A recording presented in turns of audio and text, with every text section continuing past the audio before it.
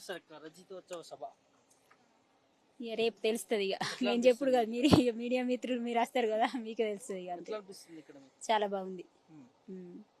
మేము అనుకున్న దానికంటే ఎక్కువనే అనిపిస్తుంది. చాలా మంది వస్తున్నారట, ఏమంటున్నారు ఊర్లో జనాలు? పోవాలి. మన కేసీఆర్ సార్ని మేము పోడగొట్టుకున్నాం కదా, ఇప్పుడు చూడాలి సార్ ఏం మాట్లాడతారు. మేము పోడగొట్టుకుని ఇప్పుడు బాధపడుతున్నాం, సార్ ఏం మాట్లాడతారు ఏంటిదని. ఏం తెలుసుకున్నారా బాగా? అవి ఇక చెప్పలేము. అవి లోటు అంటే అవి మా సారును మేము ఎట్లా పోడగొట్టుకున్నాం, అయ్యో ఎందుకు ఈ పరిస్థితి తెచ్చుకున్నాం అనే బాధ. అంతే, అట్లా ఏమత్తలేవు, ఏం రావట్లేదు. ఒకటి గదే, ఒకటి ఫ్రీ బస్సు అంతే.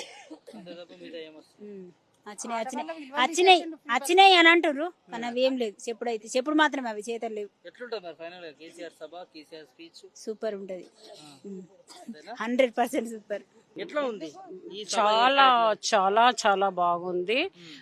మేము వేసుకున్నంత జనాల కంటే కూడా డబ్బులు వచ్చే అవకాశం ఉన్నదని మేము ఊహిస్తున్నాము. వస్తారు కూడా, సక్సెస్ చేస్తారు కూడా.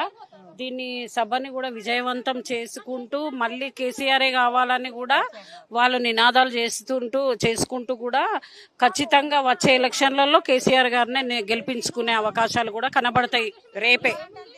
రేపే ఫైనల్ గా అంతే. జనాలు ప్రతి ఒక్కళ్ళు కేసీఆర్ కావాలని అంటున్నారు. కేసీఆర్ ఉన్నప్పటి పథకాలు ప్రతి ఒక్కటి నెరవేర్చిండ్రు కేసీఆర్ గారు.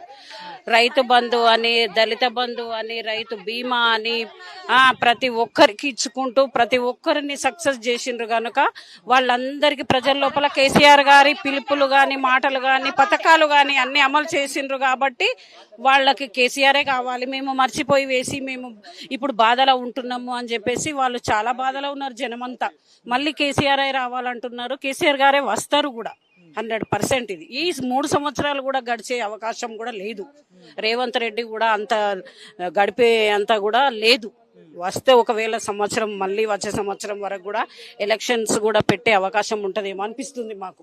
ప్రజలు కూడా అదే ఆలోచన చేస్తున్నారు. ఇప్పుడు వద్దు, ఇప్పటి వరకు చాలా విరక్తి చెంది ఉన్నారు జనాలు. ఓకే, ప్రతి ఒక్కళ్ళ నోట్ల కూడా కేసీఆర్ అని అంటున్నారు. మేము మా కరీంనగర్ అండి, మాది. నా పేరు తిరుమల. మేము ఉద్యమకారులము. 2008 నుంచి సార్తోనే ఉద్యమం చేసిన వాళ్ళము. అప్పుడు కూడా జైలుకు పోయినాము. అప్పుడు కూడా మేము ఉద్యమాలు చేసినాము. రోడ్ల మీద ధర్నాలు, రాస్తారోకలు ఎన్నో చేసినాం. సార్ కోసం ఏది చేయడానికైనా మేము సిద్ధంగా ఉన్నాం. జైలుకు పోవడానికైనా సిద్ధంగా ఉన్నాం. మా కార్యకర్తలు ఏందో చూపించినాం. ఒక 1 year అట్లా అయిపోయింది. ఇప్పుడు మా కార్యకర్తలు ఏందో చూపెడతాము. సార్ని సీట్లో కూర్చోబెట్టేదాకా మేము వదిలిపెట్టేదే లేదు. ఎవరు వచ్చినా సరే, మమ్మల్ని ఏం చేసినా సరే వదిలిపెట్టేదే లేదు. ఈ కాంగ్రెస్ ప్రభుత్వం మాకు వద్దే వద్దు.